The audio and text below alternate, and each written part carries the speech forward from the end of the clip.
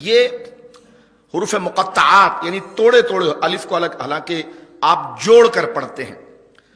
تو علم نہیں کہتے، الف لام میم، الف کو الگ پڑھتے ہیں، لام کو الگ پڑھتے ہیں، میم کو الگ پڑھتے ہیں۔ یہ مقطعات یعنی توڑ توڑ کر اس کو کاٹ کاٹ کر پڑھا جاتا ہے۔ اس کی تشریح آگے آ جائے گی۔ اس کے معنی ترجمہ نیچے نہیں لکھا جاتا، اس پر تمام مفسرین کا اتفاق ہے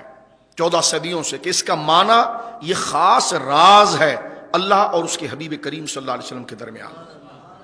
اس میں جو معنی بیان کیے گئے ہیں وہ خاص تعلق حضور کے ساتھ ہے، امت کے ساتھ اس کا تعلق نہیں، لیکن ہاں جو تتبع میں، اتباع میں، شریعت کی پابندی میں قلب مصطفیٰ، دل مصطفیٰ کے قریب ہو جائیں اور روح مصطفیٰ سے استفادہ کر دیں تو پھر امت کے اکابر اولیاء نے علماء نے یہ بھی لکھا ہے کہ حضور سید عالم کے راستے پر چلنے والے وہ صالحین جن کا قول و فعل و عمل و ظاہر و باطن، اجالا اندھیرا، تمام حضور سید عالم کی سنت کے مطابق رہا ہے، ان پر اللہ رب العالمین ان کے مرتبہ تقوی کے حوالے سے حضور کی اتباع میں اس معنی کی کچھ جھلک کو اتار دیتا ہے۔ کیونکہ یہ بات تو اپنی جگہ پر بالکل واضح ہے کہ تقوی ایک نور ہے جو اللہ رب العالمین کی جناب سے علم کو منتقل کرتا ہے، اور اس پر تمام اپنے ہو یا غیر ہو اس بات کو لکھتے ہیں کہ اللہ نور السماوات والارض، اللہ زمین و آسمان کو منور کرنے والا ہے۔ اس سے مراد علماء حضرت ابی بن کعب کا یہ قول ہے کہ اس سے مراد مومن کا دل ہے، یعنی جب مومن شریعت پر کامل عمل کرتا ہے اور متقی بن جاتا ہے تو اس کے دل میں وہ نور اترتا ہے جو سورہ نور میں یہاں بیان کیا گیا ہے۔ اور یہاں تو حافظ ابن قیم کی بڑی زبردست بات ہے جو انہوں نے اپنی کتاب میں آیت اس کلمہ تقوی کے معنی کو کھولتے ہوئے انہوں نے لکھی تھی۔ ان کی مشہور کتابیں ایک رسالہ ہے، سمجھ لیجیے کہ 100-150 صفحے کا، ان کا حافظ ابن قیم کا الوابل الصیب، اس کے اندر الوابل الصیب جو ان کی کتاب ہے اس میں وہ تقوی کا معنی لکھتے ہیں کہ جب مومن کامل اللہ کی اور نبی کریم علیہ الصلوۃ والسلام کی ہدایت پر عمل کرتے ہوئے سنت کا متبع ہوتا ہے اور اس کا کوئی عمل شریعت مطہرہ کے خلاف نہیں ہوتا، یہاں تک کہ حرام تو درکنار، مکروہ تحریمی تو درکنار، وہ مکروہ تنزیہی سے بھی بچتا ہے،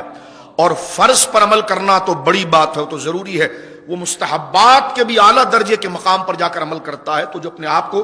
شریعت کے ایسے پاکیزہ سانچے کے اندر ڈھال دیتا ہے تو وہ کہتے ہیں کہ پھر اللہ کا نور اس کے قلب میں منتقل ہوتا ہے جو یہاں موجود ہے، اور وہ آگے یہاں تک لکھتے ہیں فتتزائد، وہ تقوی کے عمل کی وجہ سے وہ نور زیادہ ہوتا ہے یہاں تک کہ وہ ظاہر ہو جاتا علی وجوہہم وعلی ابدانہم وثیابہم ودورہم، یہاں تک کہ وہ نور اس عالم کے چہرے سے ظاہر ہوتا ہے، اس پرہیزگار کے لباس سے، وہ لباسہم، اس کے لباس سے ظاہر ہوتا ہے، اس کے مکان سے ظاہر ہوتا ہے، اس کے محلے سے ظاہر ہوتا ہے۔ حافظ ابن قیم آخر میں لکھتے ہیں یہ جو مانوی نور ہے، یعنی اس لائٹ کی طرح نہیں ہے جو بالکل آپ کو سامنے ویزیبل نظر آئے اور روشن نظر آئے، نہیں، یہ ایک انویزیبل چیز ہے کہ جو تقوی کے ساتھ گویا کہ نظر آتی ہے۔ تو فرماتے ہیں کہ اس کو دیکھ کوئی نہیں سکتا، لیکن ہاں جو خود متقی ہوگا وہ پہچان لے گا کہ رات کے اندھیرا ہے لیکن یہ بستی روشن ہے، اس کا مطلب یہاں پر کوئی صالح بندہ موجود ہے۔ تو عرض کرنے کا مقصد یہ ہے کہ حضور کی اتباع کے صدقے یہ انوار سرکار کے قلب سے اولیاء کے دل میں آتے ہیں، اور وہ قرآن کے معنی اور نبوی معنی اور نبوی علوم کے چھینٹے ان کے دل پر آتے ہیں۔ جس طرح نبی پاک صلی اللہ علیہ وسلم کو رب سے قرب ہے تو رب کے علوم کے دریا کی نہریں اپنے اعتبار سے، وہ علم ازلی کی بات نہیں کر رہا، کسی بندے کو عطا کرنے کے اعتبار سے جو ممکن ہے، تو سرکار دو عالم کی رسالت اور مرتبہ ایسا ہے کہ خلق میں اتنی معلومات اللہ کی جانب سے کسی کو حاصل نہیں ہوئی، جو دینا ممکن تھا وہ جناب رسول کریم صلی اللہ علیہ وسلم کو حاصل ہوئی۔ اسی طرح حضور کی اتباع میں اور اللہ کی اتباع میں کوئی بندہ جب نبی پاک کے قریب ہوتا ہے تو اللہ کا عرفان نبی کریم علیہ الصلوۃ والسلام کی توسط سے اس کے قلب پر اترتا ہے۔ اسی اتباع کے فیض کو قرآن کریم نے نور سے جگہ جگہ پر تعبیر کیا، اس لیے علماء نے فرمایا کہ الف لام میم کا معنی یہ اللہ اور اس کے رسول کریم صلی اللہ علیہ وسلم کے درمیان راز ہے، لیکن صاحب روح المعانی بڑے کمال کی بات لکھتے ہیں۔ امام المفسرین عمدۃ المحققین سید محمود آلوسی البغدادی رحمۃ اللہ علیہ اپنی تفسیر روح المعانی میں اس بات کو لکھتے ہیں، فرمایا لا یعرفہ بعد رسول اللہ صلی اللہ علیہ وسلم الا الاولیاء، فرمایا حضور کے بعد اس کے معنی کو کوئی نہیں جانتا کہ الف لام میں کیا راز ہے، الف لام کاف ہا یا عین صاد حا میم تا سین الف لام را، اس کے کیا معنی ہیں اور اس کے اندر کیا راز پوشیدہ ہے۔ تو علامہ صاحب روح المعانی جو اپنے اندر ایک بڑی ثقات اور بڑا رتبہ رکھتے ہیں، ابھی گزرے ہیں، 12ویں صدی کے قریب گزرے ہیں، لیکن ان کا بڑا شہرہ ہے اور تمام مکاتب فکر کے لوگ ان کی تفسیر کو معتبر مانتے ہیں۔ وہ یہ جملے دیکھتے ہیں کہ لا یعرفہ